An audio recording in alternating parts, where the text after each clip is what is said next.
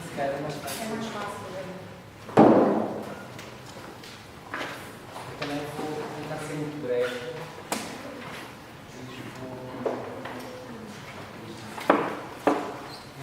Vou apresentar dois estudos de caso, iniciarem dois projetos que fizemos em parceria lá no Museu Municipal de Lourdes.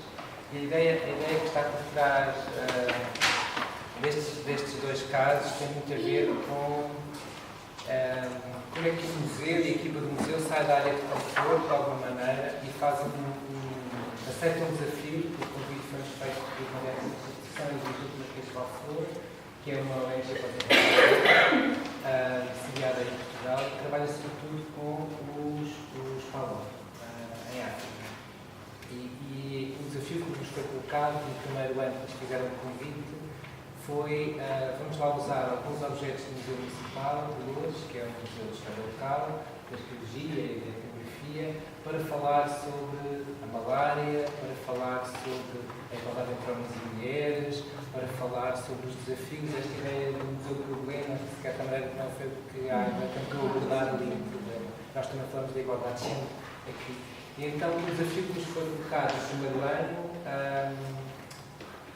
foi este. A equipa aceitou trabalhar sobre isto e nós apresentámos uma candidatura.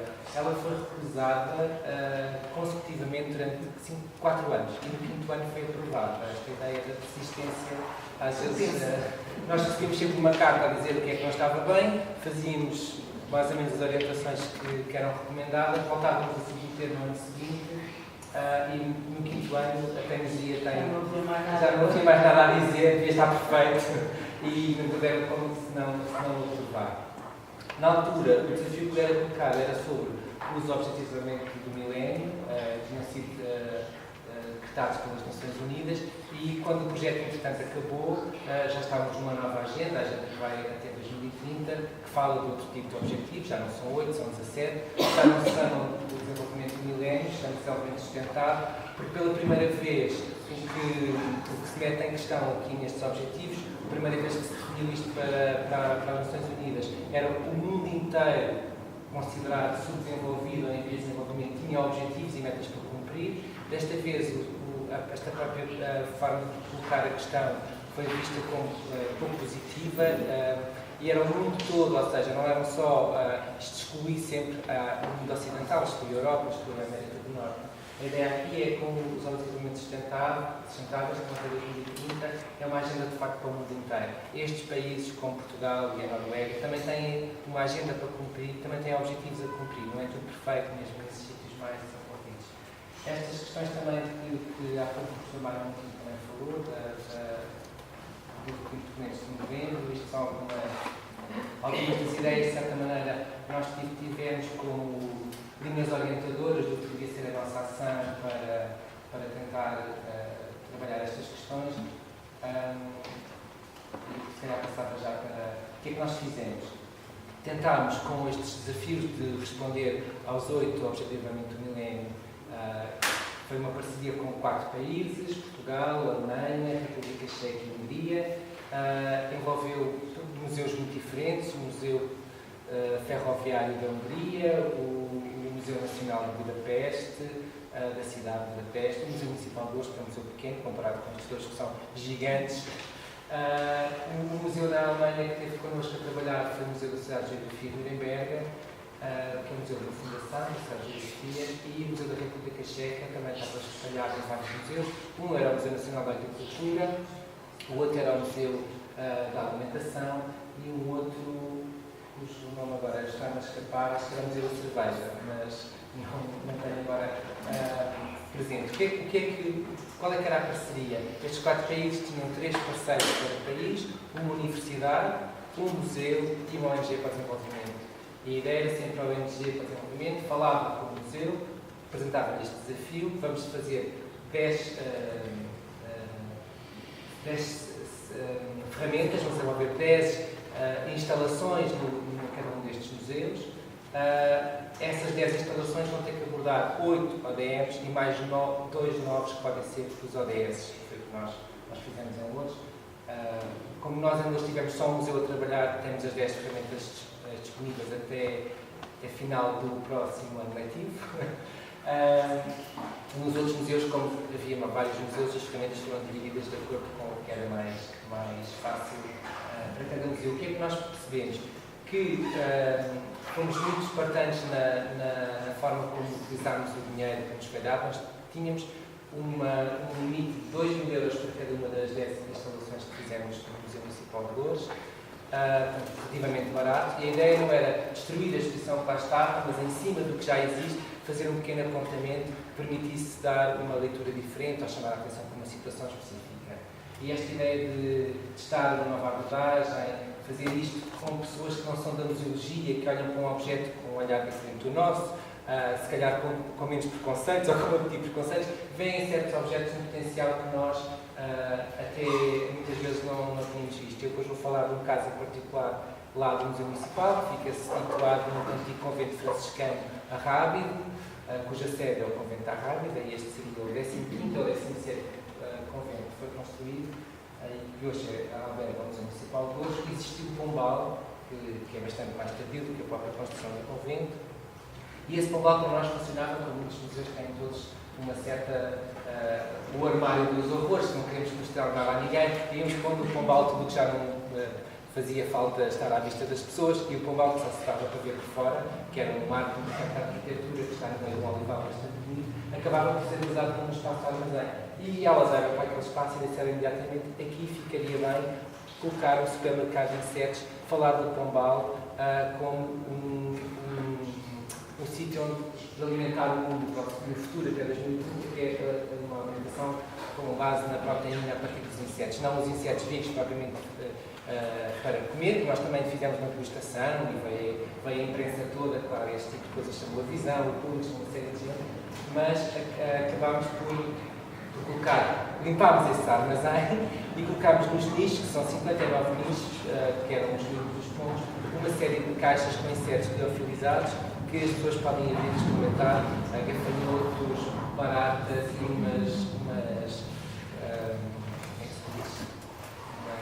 parecem umas minhocas, mas não são uns vermes também liofilizados, têm uma duração bastante longa. E foi um espaço que nós olhámos para aquilo com um bocadinho a sério, acham que isto vai funcionar aqui, e acaba por funcionar em um sítio que algumas caixas até já estão vazias. De facto, as pessoas têm aquela coisa sobretudo os alunos uns com os outros, não és capaz, eu sou capaz, aquela coisa, então todos querem ter menos uma barata ou uma gafanhoto.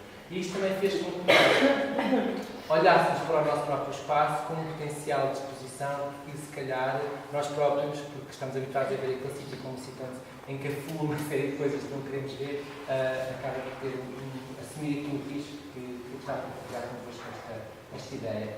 Esta ideia da educação para a cidadania global tem muito a ver com a questão dos valores do mundo, que é um mundo interdependente, interconectado, e que nós acabamos por viver todos dentro dele, ou seja, vamos ter que arranjar de uma maneira ou de outra forma de conviver todos uns com os outros, e os recursos são limitados, e como é que os museus, ou porque é que os museus devem ter preocupações destas?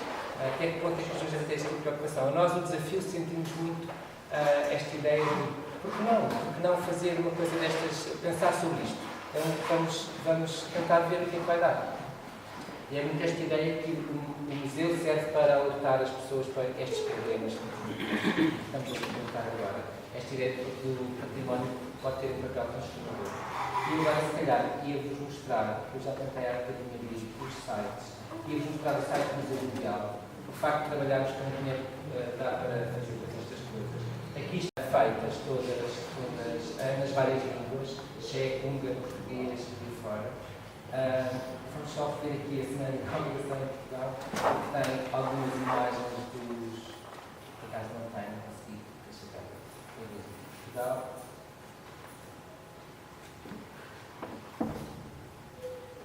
Se não der, desiste já.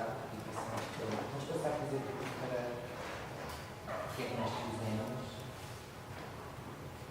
Porque eu não estou a trabalhar em português. Mas esta dos insetos.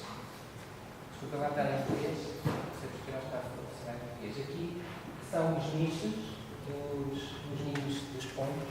No fundo, o pombo era usado como meio de comunicação, sim, mas também o próprio guano era usado como fertilizante natural, e foi a ideia que faz a ligação que eu fazia.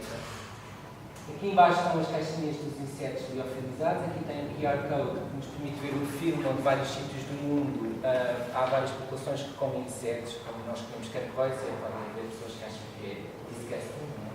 E aqui são algumas imagens de alguns dos insetos. O que é que nós fizemos para todas as ferramentas, e isto depois podem ver para as 40, então nas 4 linhas. O que nós temos no bombal? Temos como se fosse um livro de receitas. Quem quiser repetir isto, gastando pouco dinheiro, inspirando-se nas aventuras que fizemos com este projeto do Museu Mundial, perceber o que nós fizemos e replicar de certa maneira. Tem a parte dos detalhes do que foi feito, depois tem o que é que gastámos em termos de orçamento e de recursos que foram necessários. Como é que nós fizemos passo a passo, como se fosse mesmo um livro de receitas. Toda a ideia do brainstorming com as várias equipas, envolvemos várias pessoas do museu, também as senhoras da limpeza, os vigilantes, que não são pessoas que fazem parte do quadro do museu, mas achámos que eram todas as pessoas que podiam ter importância, porque depois é preciso levar lá as pessoas acima ao olival, que não é parte do percurso normal de visita. Como é que poderia ser a melhor forma para colocar as setas, para chamar a atenção para estas coisas? Tudo o que nós fizemos e tudo o que foi dito também está por aqui. A questão do design. Tem espaços de implementação, disseminação, plano de comunicação. O que é que nós fazemos para avaliar a própria ferramenta? E existem coisas boas e coisas más em cada uma das ferramentas, que nós também demos espaço antes de construir o website para escrever o que é que tinha corrido bem, o que é que tinha corrido menos bem, o que é que vocês a seguir podem melhorar, não tem que repetir os mesmos erros que nós cometemos. E também algum feedback dos próprios visitantes. Também conseguimos ter espaço para colocar alguma dessas coisas. E depois, quem quiser mais links e mais informação, na net existe um conjunto deles fidedignos que partilhamos aqui. Aqui o que é que nós temos? Temos uma tabela com informação nutricional comparando o que será 100 gramas de gafanhoto com 100 gramas de carne de vaca limpa e a questão da pegada hídrica para a carne de vaca.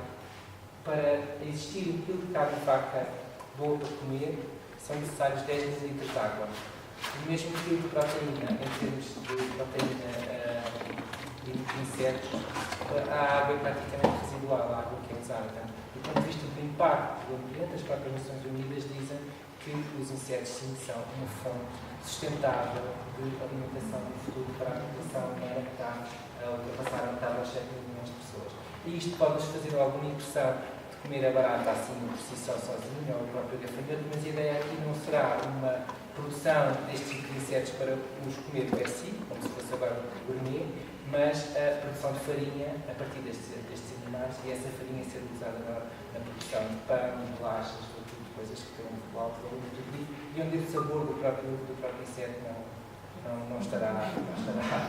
Nós, no dia de inauguração, tínhamos gafanhotos, baratas, as tais tenérios isófagas, que são umas coisas que parecem umas pequenas minópias, para degustação, e foi muito interessante. Eu provei tudo, vou ser sincero, provei tudo, e fiquei muito surpreendido pela negativa com o sabor das baratas, porque eu tinha provado só a barata sem nada e depois a barata com chocolate, e a barata com chocolate só sabe chocolate. A barata é um bocado como tofu, ganha o sabor do que nós não queríamos.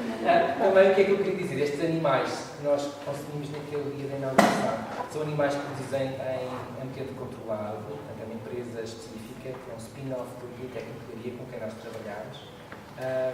E a própria senhora que também os prepara diz que se tivesse mais condições para produzir mais animais, mais teria compradores para a quantidade de restaurantes de primeiríssima linha e de alta categoria, que encomendam as quantidades grandes que ela não consegue responder. Há uma procura grande para este tipo de coisas mais exóticas, não como nós estamos a falar aqui num consumo massificado, produzido deste tipo de farinhas, mas nós aqui queremos chamar a atenção para isso, num sítio que era usado como armazém do próprio museu. Eu acho que estes projetos também nos permitem ter este tipo de interesse. E este é só um exemplo da caixinha que se pode abrir e comer, das quais são uns fritas, são umas pequenas minhocas liofilizadas, são do México e têm uma duração até 2020, portanto também tínhamos que pensar num produto que pudesse ficar naquele sítio durante muito tempo, sem necessidade de estragar. Outro exemplo que eu gostaria de, por exemplo, mostrar. Este do Lerbrabio, que é o exemplo que vem da Alemanha, como é que as terras que não têm uma propriedade no registro predial ou no registro de propriedade, são terras que são comuns, de repente são adquiridas pelos Estados para dar a uma empresa multinacional, por exemplo, para a produção de soja, e são retirados às populações indígenas que teriam desses terrenos. E como é que se chama a atenção para isto no museu, que é o Museu de História Natural de Nuremberg, chamando a atenção também para terrenos da própria cidade de Nuremberg que são apropriados para fazer uma estrada ou um hospital e as pessoas ficam sem o seu terreno ou sem o jardim público que, entretanto, também assumiram como uma coisa que é de todos e que não podia ser destruída. E fazem esta ligação, colocando isto numa das partes do museu, onde metem as histórias aqui nestes pequenos headphones que nós temos, são as histórias de pessoas, quer alemães que ficaram sem o seu jardim ou sem parte da sua quinta, quer também pessoas do Senegal ou do Congo que também ficaram sem as suas quintas, fazendo aqui uma equiparação que nem sempre existe nos museus, como nós sabemos. Estas pessoas, apesar de nós, a tal discurso e a prática, não é? Nem sempre a prática depois as colocamos ao mesmo nível e aqui foram colocadas ao mesmo nível. E tem outra vez também toda a parte dos detalhes, quem fizeram, quem não fizeram. Aqui era sobre a questão da produção de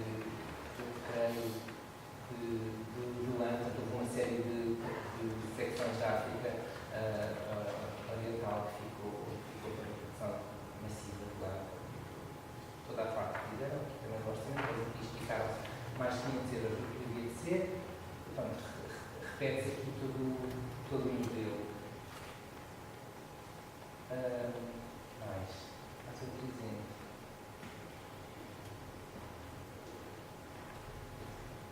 Esta mulher.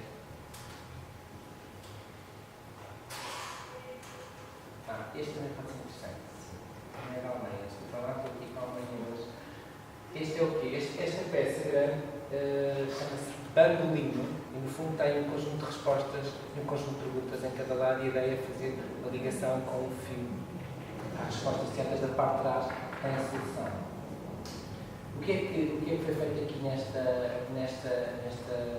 parte específica? Estão a falar para a questão dos minérios que são usados nos telemóveis, os smartphones e os outros não tão espertos, colocando na exposição da arqueologia que fala sobre minérios da idade do ferro e períodos cronológicos mais arqueológicos para trás. E metem dentro de uma taça de cerâmica normal, alguns dos telemóveis, completamente de hoje em dia, completamente anacrónicos em relação ao que está a exposição dentro da vitrina, chamando a atenção para a questão destes minérios que muitas vezes são retirados através da escravatura, onde as pessoas não têm direitos nenhuns sobre o seu próprio corpo, ou seja, são vendidos, são trocados, e chama a atenção para uma parte da exposição da arqueologia, que não tem nada a ver com o mundo dos vivos, chama a atenção para uma coisa propriamente que está a acontecer hoje e que nós consumimos telemóveis, às vezes olhamos para as coisas e podemos ter uma ligação também diferente sobre as coisas. A ideia é sempre, a ideia aqui não é simples, não é chocar, mas é chamar a atenção de uma forma incisiva num determinado momento específico da visita que está a ser feita.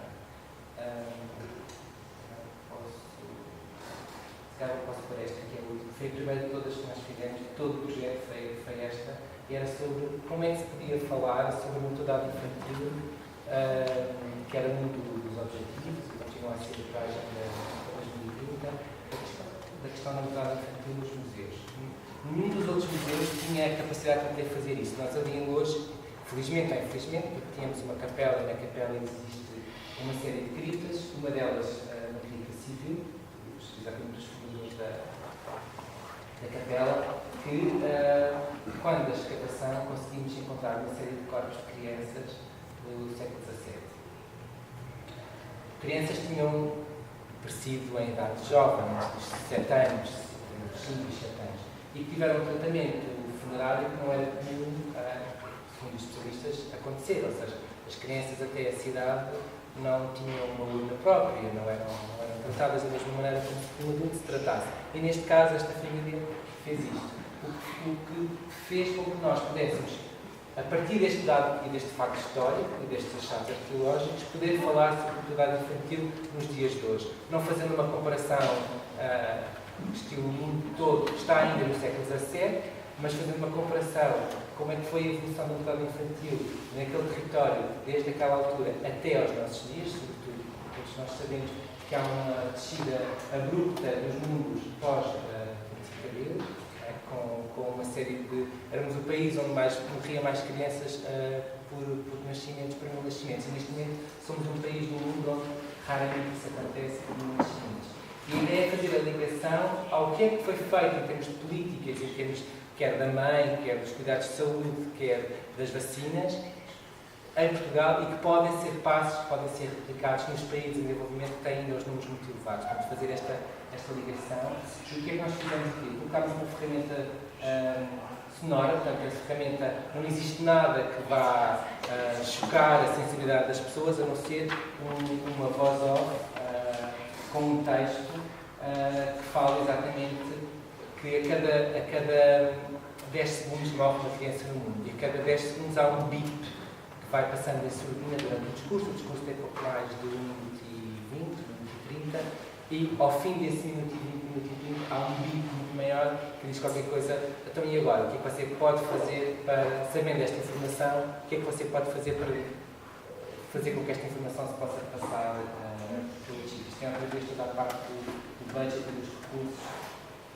E aqui se calhar vamos simplificar uma série de passos que foram dados, porque as negociações nem sempre foram fáceis, quer entre a equipa do museu e a ONG, quer entre a ONG, o museu e a própria universidade, quer entre os vários museus que discutimos nas várias reuniões que fomos tendo, como é que isto devia de ser feito. Parece que agora estamos só a contar, não é, a história de sucesso, mas o iceberg que está esta ponta de fora tem uma série de coisas lá por baixo que se calhar é menos fácil de vos mostrar. Este exemplo sobre a outra da Alemanha, está a ver o outro. Este é um dia sobre igualdade de género e foi um museu ferroviário. E o que é que eles fizeram? A ferrovia e o trabalho na ferrovia é um trabalho de homens, quer a construção, quer depois a condução das próprias máquinas, e só muito recentemente é que foi uma coisa que tem sido aberta ao mundo das mulheres pós-Segunda Guerra Mundial. E o que eles falam neste museu é um bocadinho desta possibilidade de uma mulher que